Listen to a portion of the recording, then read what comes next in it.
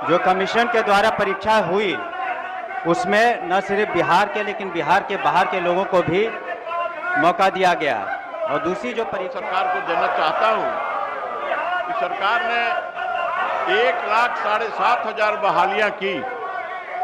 जो दूसरी बहाली थी उसमें सिर्फ 30,000 बिहारी, 40,000 जो बाहर के दूसरे प्रदेश के थे वो लोग, और 60,500। महोदय, आपके माध्यम से जानना चाहता हूं महोदय, क्या सरकार बिहार के अभ्यर्थियों को संरक्षित करने के लिए और गारंटी देने के लिए क्या सरकार डोमिसाइल नीति बनाना चाहती है? सरकार सजग है, सतर्क है, पूरी चिंता कर रही है। आपकी बात का संज्ञान सरकार ने लिया। बिहार विधानसभा सत्र के दौरान विपक्ष ने राज्य के युवाओं के हित में डोमिसाइल स्थानीयता नीति लागू करने की मांग को उठाया।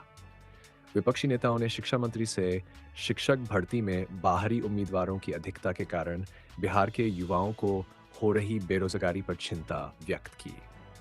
उन्होंने कहा कि बाहरी राज्यों के उम्मीदवार फर्जी निवास प्रमाण पत्र, कम मार्क्स का सीटेट और STET प्रमाण पत्र के आधार पर नौकरी प्राप्त कर रहे हैं, जिससे बिहार के स्थानीय अभ्यर्थी नौकरी से वंचित रह जाते हैं।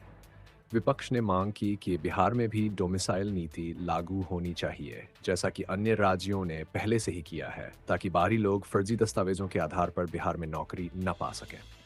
इस नीति के लागू होने से बिहार के युवाओं को अधिक रोजगार के अवसर मिलेंगे। इसके साथ ही विपक्ष ने यह भी कहा कि दिव्यांग अभ्यर्थियों की चयन प्रक्रिया में भी बाहरी उम्मीदवारों की संख्या अधिक है, जो कि बिहार के दिव्यांग उम्मीदवारों के लिए अवसरों को सीमित कर रही है। उन्होंने चौथे चरण की शिक्षक भर्ती प्रक्रिया में डोमिसाइल नीति को अनिवार्य रूप से लागू करने की मांग की है, ताकि बिहार के युवाओं दिव्यांगों के संबंध में महोदय, मैं 25/5/2024 का जो प्रभात खबर है उसमें ऑथेंटिक ये सूचना है कि 43 अभ्यर्थियों का, जो दिव्यांग अभ्यर्थी हैं उनको चयनित किया गया और उनको नौकरी मिली। उसमें से बिहार के सिर्फ 8 दिव्यांग ही बहाल हो सके। महोदय, उनका क्या होगा? बैठ जाइए। शिक्षा मंत्री ने सभा में स्पष्ट रूप से कहा कि बिहार सरकार BPSSC द्वारा शिक्षक भर्ती प्रक्रिया में डोमिसाइल की शर्त लागू करने पर गंभीरता से विचार कर रही है। उनका मानना है कि इससे बिहार के स्थानीय निवासियों को प्राथमिकता मिलने से रोजगार के बेहतर अवसर प्रदान किए जा सकेंगे। उन्होंने कहा कि ये निर्णय राज्य के युवाओं के लिए रोजगार के अवसरों को बढ़ाने की दिशा में एक महत्वपूर्ण कदम है। इस नीति के तहत केवल वे उम्मीदवार जो बिहार का निवासी प्रमाण पत्र रखते हैं, वे ही इस भर्ती प्रक्रिया में भाग ले सकेंगे।